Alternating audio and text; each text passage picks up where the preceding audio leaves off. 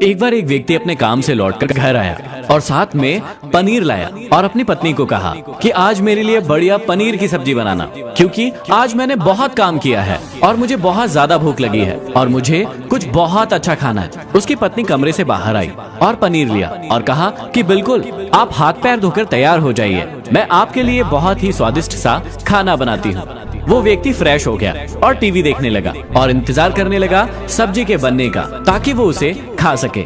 Kitchen से बहुत अच्छी खुशबू आ रही थी। वो व्यक्ति बस सोच रहा था कि जल्दी से खाना बन जाए ताकि मैं अपनी भूख को मिटा सकूं। लगभग 1 घंटे के बाद खाना बनकर तैयार हो गया, स्वादिष्ट सा भोजन। अब खाना लगने ही वाला था कि उस व्यक्ति ने अपनी पत्नी से पूछा कि खाने में नींबू है या नहीं, क्योंकि मुझे पनीर की सब्जी में नींबू डालकर खाना है। लेकिन पत्नी ने कहा कि नींबू तो खत्म हो गए, आपसे कहा था लेकिन आप भूल गए।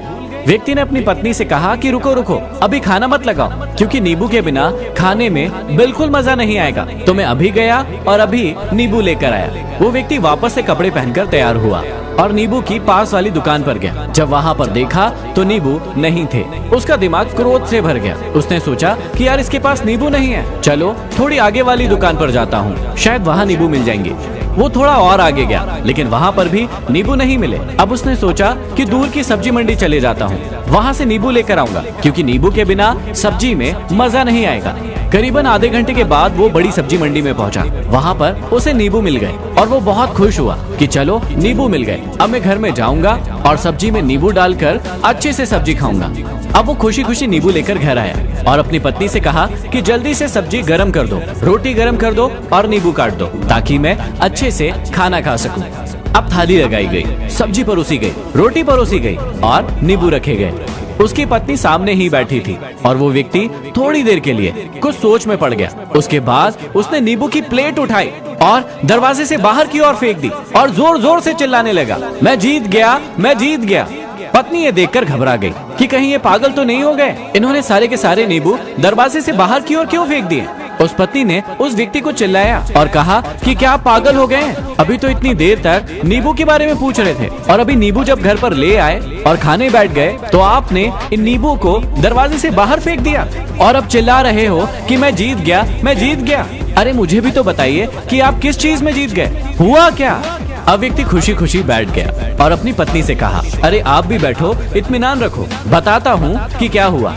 आज सुबह से ही मेरी जीभ मुझे अपने वश में करने की कोशिश कर रही थी। जब मैंने बहुत काम कर लिया तो मुझे बहुत तेज भूख लगी। जब मैं घर पर आया तो तुमने बहुत ही स्वादिष्ट सब्जी बनाई, उसकी खुशबू मेरी नाक में गई। फिर मेरी जीभ ने कहा कि इसे अब नींबू चाहिए। मैं पास वाली दुकान पर गया, लेकिन वहाँ पर नींबू नहीं मिले। थोड़ी और दूर गया, वहाँ पर भी नहीं मिले, तो उसने मुझे और दूर लेके गई। मैं उसके वश में आ गया और जैसी वो मुझे कहती रही वैसा मैं करता गया।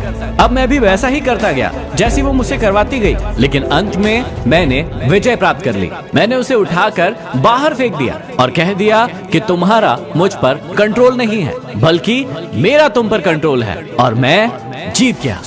क्या आपको समझ में आया कि कैसे अपनी इच्छाओं पर विजय प्राप्त करें? कई बार लोगों को शराब पीने की आदत लग जाती है और उस चक्कर में वो भटकते रहते हैं। यदि एक जगह नहीं मिलती तो दूसरी जगह जाते हैं, दूसरी जगह नहीं मिलती तो तीसरी जगह जाते हैं। और अक्सर युवाओं के साथ ऐसा जरूर होता है कि वो शराब पीने के लिए बैठते हैं, सारी शराब खत्म हो जाती है, उसके बाद एक न एक व्यक्ति जरूर कहता है कि यार और चाहिए, और चाहिए के चक्कर में फिर वो शराब को ढूंढने के लिए निकलते हैं। देर रात हो जाती है, वो भटकते रहते हैं, एक जगह नहीं मिलती दूसरी जगह जाते हैं, दूसरी जगह नहीं मिलती तीसरी जगह जाते हैं और अपने समय, पैसे और अपने आप को बर्बाद करते रहते हैं। यदि आपने अपनी इंद्रियों पर विजय प्राप्त नहीं किया तो आप भी नींबू की खोज में सिर्फ भटकते ही रहेंगे और हमेशा परेशान रहेंगे। इसलिए अपनी इंद्रियों पर काबू पाइए और अपने जीवन को खुशी खुशी बिताइए।